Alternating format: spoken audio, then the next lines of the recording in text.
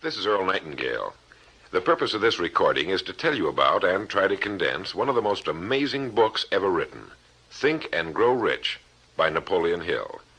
Without question, this single book has had a greater influence on the lives, accomplishments, and fortunes of more individuals than any other work of its kind. All over the free world, there are literally thousands of successful men in all lines of work who are where they are today because they once picked up and bought a copy of Think and Grow Rich, and they'll be quick to tell you so.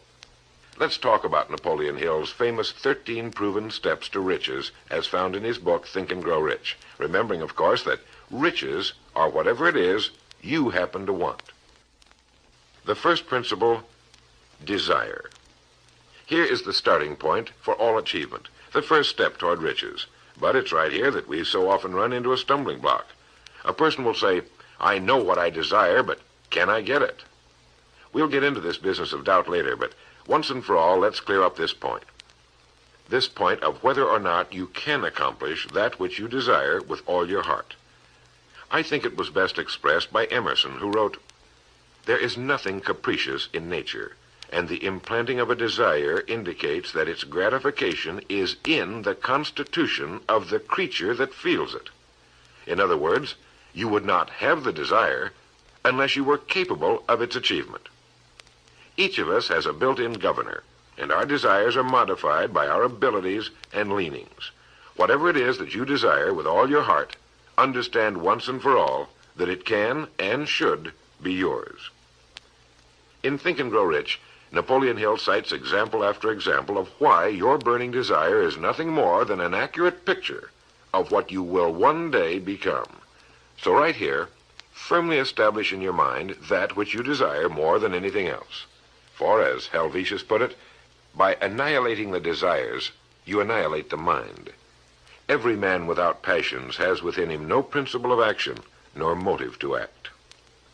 A good way to determine whether or not you really have a burning desire is to examine the way you go after it.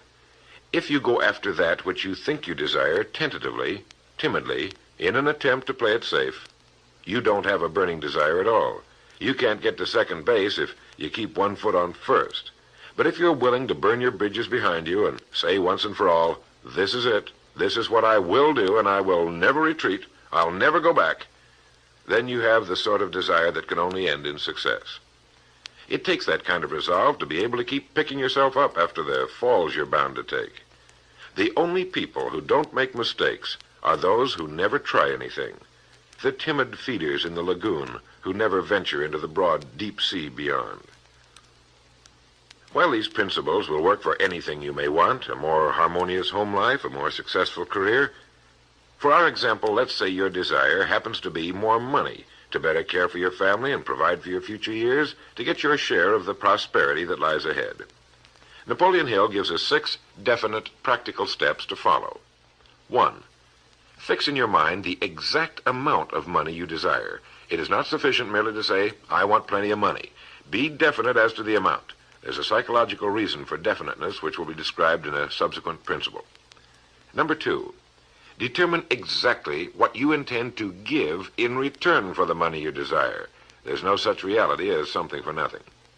3, establish a definite date when you intend to possess the money you desire.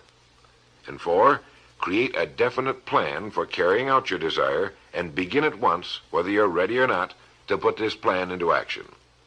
5, write out a clear, concise statement of the amount of money you intend to acquire, name the time limit for its acquisition, state what you intend to give in return for the money, and describe clearly the plan through which you intend to accumulate it. 6, read your written statement aloud twice daily, once just before retiring at night and once after arising in the morning.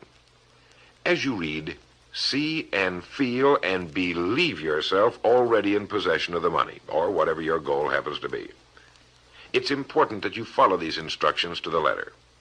Play this part of the record over until you have it down to your satisfaction, for this is by far the most important of the 13 principles, and this chapter of the book ends with these words.